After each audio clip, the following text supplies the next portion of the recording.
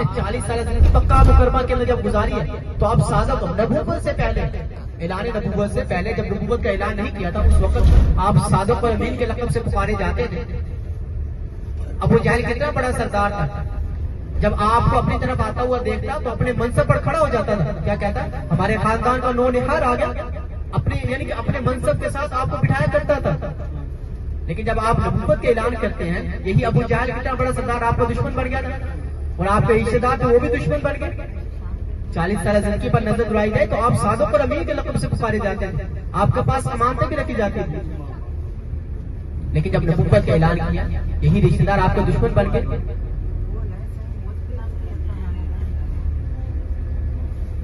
तो उसके बाद सरकार दो आलम सल्लल्लाहु अलैहि वसल्लम अंगूर और पानी का जब तोहफा पेश होता है, आप अंगूर और पानी जब नोश फरमाते हैं, तो आपकी जुबान मुबारक पर बिस्मिल्लाहिर्रहमानिर्रहीम जब अल्फाज जारी होते हैं, वो जो गुलाम होता है अद्दास वो फौरन ये सवाल कर देता है,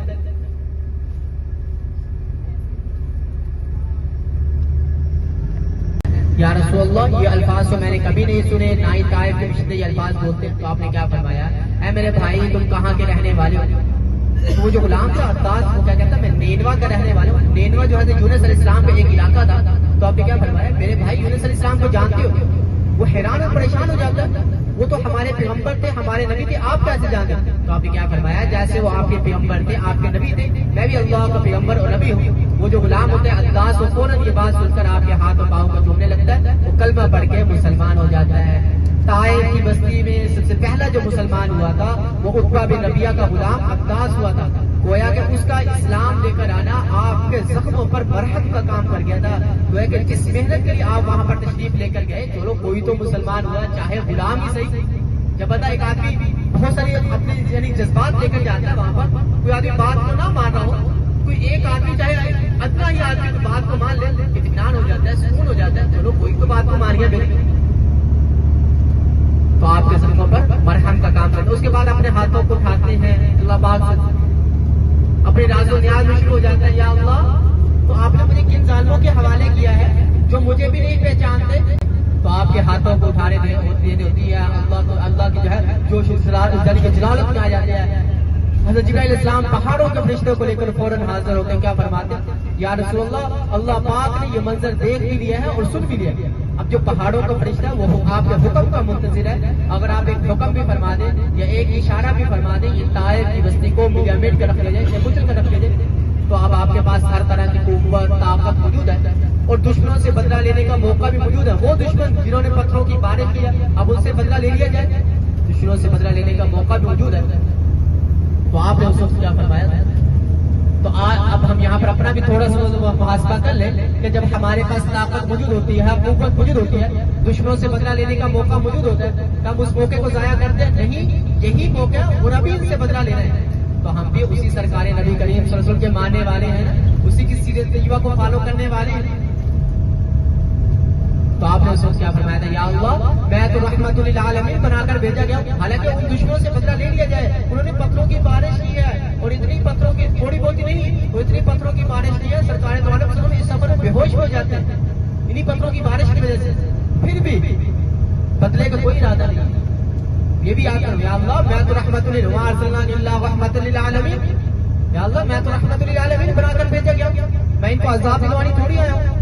अगर आज ये लोग इस्लाम को कबूल नहीं करते, दीन की बात को नहीं मानते, तो आपकी दुआ की वजह से आज जो ताइफ की 100% आबादी वो मुसलमान, बड़े बड़े सहाबा इकराम वहां पर पैदा हुए। नाऊज़ु बिल्लाह, उस वक्त बद्दुआ के अल्फाज निकल जाते तो ताइफ की बस्ती क्या होती? ताइफ की बस्ती की इबरत की जगह होती, इबरत का निशान होता। पूरी दुनिया के मुसलमान इबरत के लिबास से देखते। आज हम ताइफ जा रहे, क्यों जा रहे हैं? वो आपकी दुआ की वजह से वहां पर जा रहे हैं।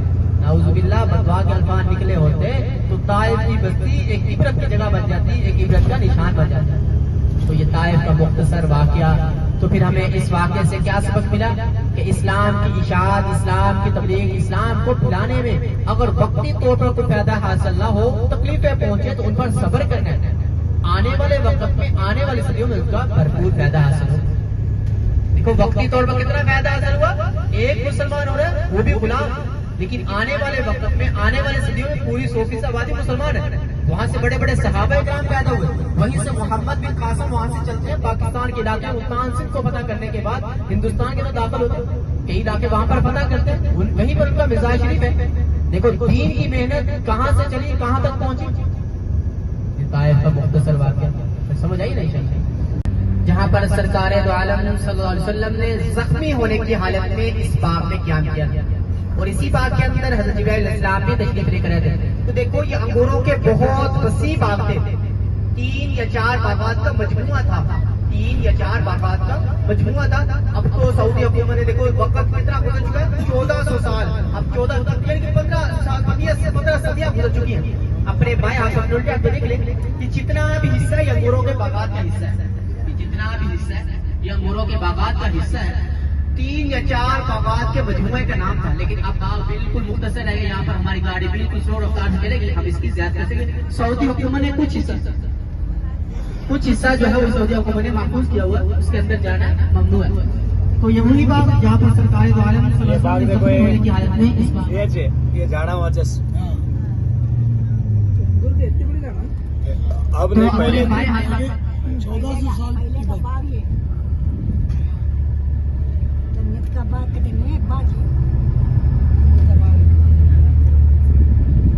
तो देखो अब इसके अंदर मुख्तलिफ किस्म की काश्तकारी और फल फूल उगाए जा रहे हैं। देखो सऊदी हुकूमत ने इसको महफूज किया हुआ है, इसको महफूज किया हुआ है, इसके अंदर जाना ममनू है। सऊदी हुकूमत ने इसको महफूज किया हुआ है। तो इसके अंदर आपको मस्जिद भी नजर आएगी जिसको मस्जिद